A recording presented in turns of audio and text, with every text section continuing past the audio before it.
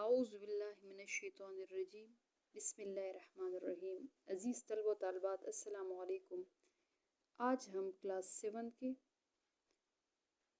صورتوں کے ایکسرسائز کریں گے اور ان کے سوال کے جواب کی نشاندہی کریں گے کہ آپ لوگوں کے لیے آسانی ہو۔ تو سب سے پہلے ہم سورہ دوحہ سبق نمبر 2 میں ایکسرسائز کریں گے۔ تو چلیے شروع کرتے ہیں۔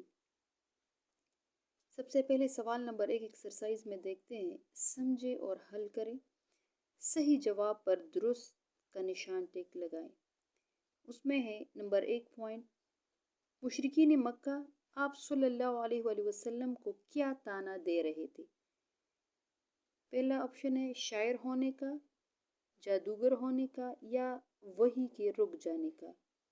تو آپ صلی اللہ علیہ وسلم کو مشرکین مکہ نے وحی کے رک جانے کے طعنہ دیا تھا، اسی لیے اس پر سورہ دوحہ یہ صورت نازل ہوئی ہے۔ تو اس کا صحیح جواب ہے وحی کے رک جانے کا۔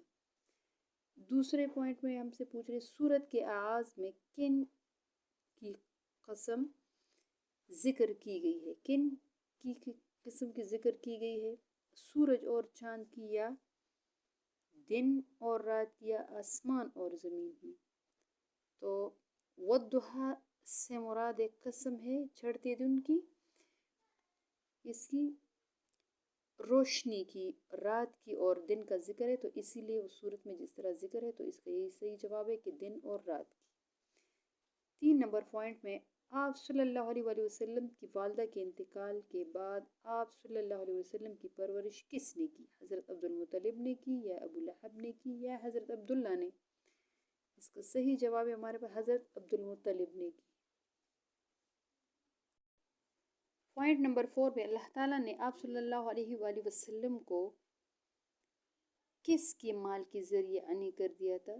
یعنی اس صورت میں کیا فرمایا گیا؟ حضرت حفصہ رضی اللہ تعالیٰ عنہ، یا حضرت عائشہ رضی اللہ تعالیٰ عنہ، یا حضرت خدیجۃ الکبریٰ؟ تو آپ صلی اللہ علیہ وسلم کو خدیجۃ الکبریٰ کی مال سے اللہ تعالیٰ نے غنی کر دیا تھا، یہ جواب اس کا صحیح آئے گا۔ اللہ تعالیٰ نمبر 5 اللہ تعالیٰ کی نعمت کا لوگوں کے سامنے ذکر کرنا کس کا ذریعہ ہے؟ تکبر کا ذریعہ ہے، یا شکر کا ہے، یا دکھاوے کا؟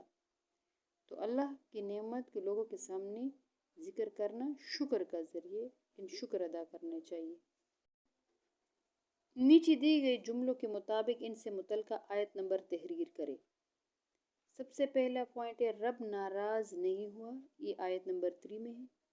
اللہ تعالیٰ نے ٹھکانہ عطا فرمایا، یہ 6 نمبر آیت میں ہے۔ رب کی نعمتوں کا ذکر کیجیے، 11 نمبر آیت میں ہے۔ یتیم پر سختی نہ کیجیے، 9 نمبر آیت میں۔ مانگنے والے کو نہ جھڑکیے، یہ 10 نمبر آیت میں۔ درج ذیل سوالات کے مختصر جوابات دیجیے۔ ہمارا پہلا سوال ہے، یہ صورت کن حالات میں آپ صلی اللہ علیہ وآلہ وسلم پر نازل کی گئی؟ یعنی ان کی شان نزول کی وجہ کیا تھی؟ ہمارے پہلے سوال کا جواب یہاں سے ہوگا، آپ نشان بھی لگا سکتے ہیں۔ جب کچھ عرصے کے لیے آپ صلی اللہ علیہ وآلہ وسلم پر وحی کے نازل ہونے کا سلسلہ رک گیا تو آپ صلی اللہ علیہ وآلہ وسلم انتہائی غمگین ہو گئے۔ کفار نے بھی وحی کے نہ آنے پر آپ صلی اللہ علیہ وآلہ وسلم کو طعنے دیے۔ اس پر اللہ تعالیٰ نے آپ صلی اللہ علیہ وآلہ وسلم کو تسلی دی کہ نہ ہی اللہ تعالیٰ نے آپ صلی اللہ علیہ وآلہ وسلم کو اکیلا چھوڑا اور نہ ہی وہ آپ صلی اللہ علیہ وآلہ وسلم سے ناراض ہوا۔ اس طریقے سے اللہ تعالیٰ نے سورہ دوحہ کی یعنی نزول فرمائی، یہ اس کا جواب ہوگا، جب کچھ عرصے سے لے کر سے ناراض ہوا۔ ہمارے سوال نمبر 1 کا جواب ہے۔ دوسرا سوال ہمارا یہ ہے کہ اس صورت میں آپ صلی اللہ علیہ وسلم پر اللہ تعالیٰ کے کن احسانات کا ذکر کیا گیا ہے؟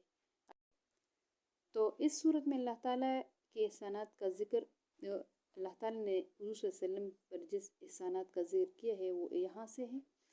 سوال نمبر 2 کا نشان ادھر سے لگائے، آپ صلی اللہ علیہ وآلہ وسلم پر احسانات کا ذکر کرتے ہوئے فرمایا گیا کہ یتیمی کی حالت میں اللہ تعالیٰ نے آپ صلی اللہ علیہ وسلم کی پرورش کا اہتمام آپ صلی اللہ علیہ وآلہ وسلم کے دادا حضرت عبد المطلب اور چاچا جناب ابو طالب کے ذریعے فرمایا، اور آپ صلی اللہ علیہ وسلم کو نبوت اور رسالت سے سرفراز فرمایا۔